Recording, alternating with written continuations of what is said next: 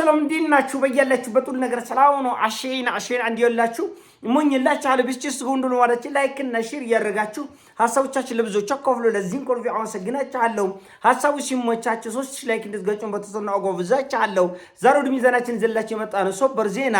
ኢራን አሁንም አሜሪካ በድጋሚ ጥቃት የምትሰነዝርብኝና ከተሞችን የምታወድም ከሆነ 60% የበለጸገውን ዩራኒየም 90% በጥቂት ቀን ውስጥ አድርሼው የኒኩሌር መሳሪያ ባለቤት እሆናለሁ 4 ነጥብ ብላለች። 4 ነጥብ። አሁን ድጋሚ ጥቃት የሚሰነዘሩብኝና ከተማይና አገሮች ህዝቦችን ከተማይን ለማውደም የሚሞከር ከሆነ ያለምንም ጥያቄ ያለምንም ጥርጥር 60% የተብላለውን ዩራኒየም 90% በማድረስ ኢራን የኒኩሌር ባለቤት እንድትሆን እናደርጋለን የሚል አጭር ቆጭን ምላሽ ሰጥታለች።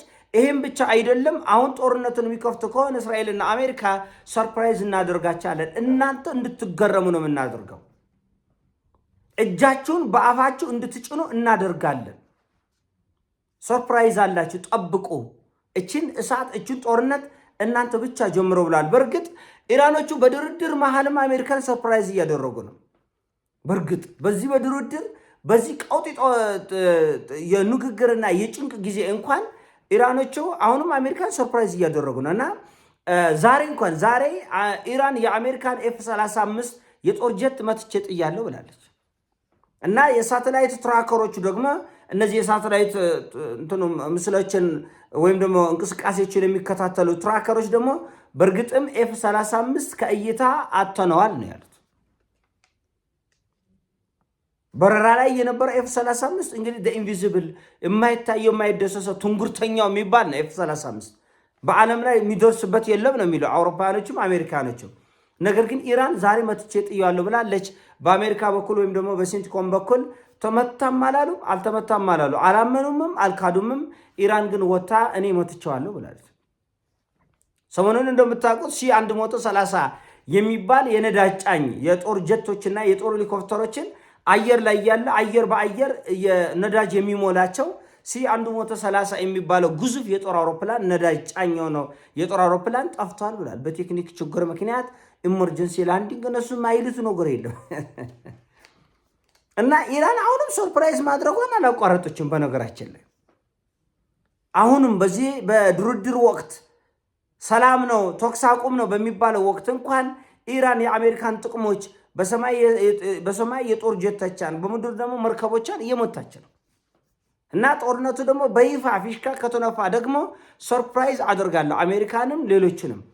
በነገራችን ላይ ዛሬ ዎል ስትሪት ጆርናል ወጥቶ የተባበሩት አረብ ኤሚሬት ኢራንን በቀጥታ ስታጠቃ ነበር፣ መከላከል አይደለም። እንግዲህ በጦርነቱ ጊዜ እንደምታውቁት የጎልፍ ሀገሮች እኛ ኢራን ላይ አልተኮስንም፣ ለምንድን ነው የምትተኩሽብን ሀቢቢ ኢራን፣ ለምንድን ነው ሀቢቢ ኢራን እኛ ላይ አትተኩሽ ብለው ለንበጫቸውን ሲጥሉና ሲለማመጡ ነበር። በእርግጥ ዛሬ ዎል ስትሪት ጆርናል ይዞት እንደወጣው መረጃ ከሆነ ኤሚሬትስ በከፍተኛ ጥጋብና ድንፋታ በቀጥታም ባይሆን በሚስጥራዊ ሁኔታ የኢራንን የነዳጅ ማጣሪያዎች ስትደበድብ ነበር ብሎ መረጃ ወጥቷል። ዎል ስትሪት ጆርናል ነው አይደለም ያልከት። ዎል ስትሪት ጆርናል ኢራንን የተባበሩት አረብ ኤሚሬት ስትቀጠቅጥ ነበር። ለዚህ ነው ኢራን በተለየ ሁኔታ ከሳዑዲ በተለየ ሁኔታ ከኦማን ከባህሬን ከኳታር በተለየ ሁኔታ እጅግ አደገኛ በሆነ ሁኔታ እንደ እባብ ጭንቅላታን ስትቆጠቅጥ የነበረው በዚህ ምክንያት ነው። ምስኪን መስሎ ለመታየት ኤሚሬቶቹ ያደረጉት ጥረት አልተሳካም። መረጃው ነበራቸው። ራሽያኖቹም ቻይናዎችም ኤሚሬቶቹ የሚሰሩት ሴራና አሻጥር ቀድሞ ደርሶበታል። አሁን ደግሞ ይሄ ሁለተኛ ጦርነት ከተቀሰቀሰ ይብላኝ ለኤሚሬት። እውነቴ ነው ወላች እኔ ለእስራኤልም አይደለም እጨነቀው፣ እኔ ለኢራንም አይደለም ለሳውዲ አረቢያም አይደለም። ይብላኝ ለኤሚሬት። መሳቂያ መሳለቂያ አድርገው አገሪቱን ካላፈረሱ ምን አለ በለኝ። እኔ እንደ ሁለተኛ አላወራም እዚህ ዩቲዩብ ላይ ወጥቼ ሁለተኛ ትንሽ አለለም። መሳቂያ ኤሚሬትስን ካላደረጉ ጭራሽ እጅግ በጣም ምስጢራዊ በሆነ ሁኔታ ያው በግልጽ ከሆነ የኢራን ቁጣና ድንፋታ ስለማይቻል እና የምትወስደው እርምጃ ሰቅጣጭ ስለሆነ በዝምታና በምስጢራዊ መንገድ ኢራንን ለማጥቃት እንደሞከረችና በእርግጥም እንዳጠቃች ዎል ስትሪት ጆርናል፣ የአሜሪካ ዎል ስትሪት ጆርናል፣ ሲኤንኤን ሁሉ ዛሬ ዘግቧል። የአሜሪካው ሲኤንኤን እና ዎል ስትሪት ጆርናል ሁሉ ዘግቧል። እና ይሄ በጣም የሚያስደንቅ ነው። ይሄ በጣም የሚያስደንቅ ነው። ለዚህም ይመስላል ኢራን በሚሳኤሎች ብቻ አይደለም በድሮን ብቻ ሳይሆን ኤሚሬትስን በእግረኛ ወታደር እወራለሁ ያለችው ለዚህም ጭምር ነው። እወራለሁ ማለት ያው በቁጥጥር ተቆጣጭርና ማለት ነው። ተቆጣጭርና ሊፈጸም ነው ኤሚሬትስ ላይ። ይህን ኢራኖቹ ደግሞ ያደርጉታል። በነገራችን ላይ እነዚህ ሀገሮች እነዚህ ኤሚሬትስ፣ ባህሬን፣ ኮታር የሚባሉ ቀድሞ የኢራን ግዛት የነበሩ ናቸው።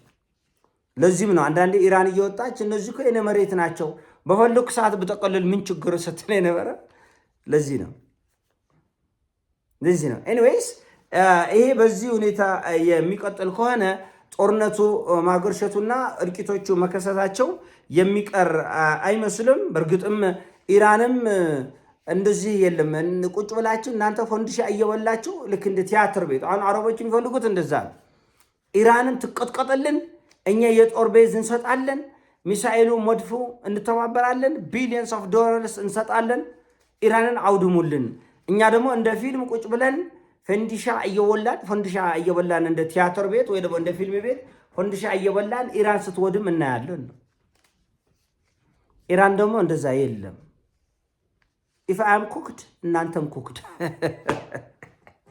ኢፍ አይ አም ኩክድ ዊ ኦል ኩክድ ነው በቃ የኢራን ሀሳብ። ቀልልም ዝም ብሎ ኢራንን ለማፍረስ ቦምብና መድፍ ሚሳኤልና ድሮን ሮኬትና ምን እያቀበልክ ከዛ በኋላ ኢራን ስትፈርስ እኛ ቁጭ ብለን ፈንዲሻ እንበላለን። አትበላም ዶች ተበላለህ ነው። እና ይሄ ጦርነት ከፊት ለፊታችን ያለ ጦርነት አይቀሬ ነው እንዳልኳቸው። ይሄ ጦርነት የሚነሳ ከሆነ ካለፈው 40 ቀን የሚለይበትን ጉዳይ ነግሬያችኋለሁ።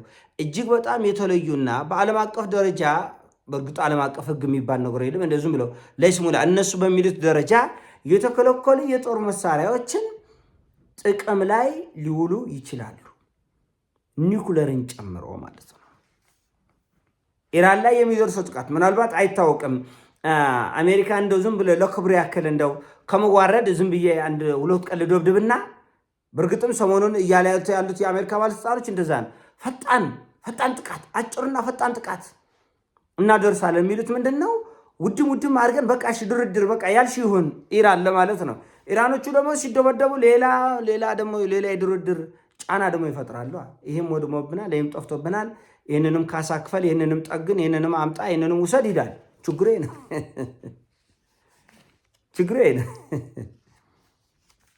እና በኢራን በኩል ኢፍ አም ኩክድ ዩ ኦል ኩክድ ሙክክ ነው የምንለው እሳቱ በነበልባሉ አብረን ነው እርር ኩምትር የምንለው እንጂ እናንተ አሾይና ልትሆኑ እኔ ልጠፋ የምችልበት እድል ጠባብ ነው ብላለች።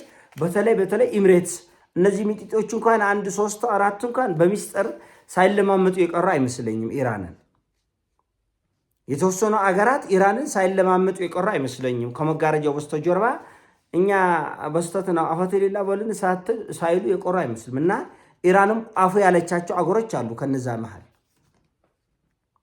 መሃል ኤሚሬትስ ግን በተለየና ስፔሻል በሁኔታ እንደውም ሳዑዲማ ኢራን ላይ ጥቃቱ ላይ አይሰነዘርም እንደውም እኔ ሁሉ እከላከላለሁ እያለች ነው አሉ ዛሬ። ይህቺ ትንሽ እንደ እንትን ነገር እንደ ኮሜዲ ስላየኋት እንደው ለዜናም ለወሬም አልተመቸኝም እንጂ ሳዑዲማ ኢራን ላይ ጥቃት እንዳትሰነዝሮም እኔ ሁሉ እከላከላለሁ የሚል መግለጫ እየሰጠች ነው አሉ። እና እንደዚህ ያለ ፌዝ እንኳን ኢራንም አትሰማም፣ ራሽያኖቹም ቻይኖቹም አይሰሙም። ሴራችሁ ምን እንደሆነ ከመጋረጃው ጀርባም እንደምትሰሩ ይታወቃል። ለማዘናጋት እና ለማመንታት ከሆነ አይሆንም እንደዛ። ይሄ ብስል ያለ የልጆች ቃቃ ሳይሆን ብስል ያለ የዓለምን ታሪክ የሚቀይር ጦርነትና አደገኛ ወቅት ላይ ነው ያለ ነው። ስለዚህ እዚህ ወቅት መሃል የሚቆለደው ቀልድ ብዙም ተቀባይነት የለውም። እና በእርግጥም ኢራን እንደዛተችው ይሄ አሁን አደገኛው የሆነ ጦርነት ከተከፈተ ምናልባት ኢራን በእጇ ያለውን 60% የወለጸገውን ዩራኒየም ወደ 90% በማሳደግ ቀጥታ የኒውክሌር መሳሪያ ባለቤት የምትሆንበት እድል ሰፊ ነው የሚል ግምት በእኔም በኩል አለ። ምናልባት ጦርነት ደግሞ እየተፋፋመና እየተጋጋመ ውድመቱና እልቂቱ የሚከፋ ከሆነ ሊጠቀሙት ይችላል የሚል ሀሳብ አለኝ። የኔ ሀሳብ ሲሞቻችሁ ላይክ አድርጉ፣ ሼር አድርጎ ወዳችኋለሁ። ፒስ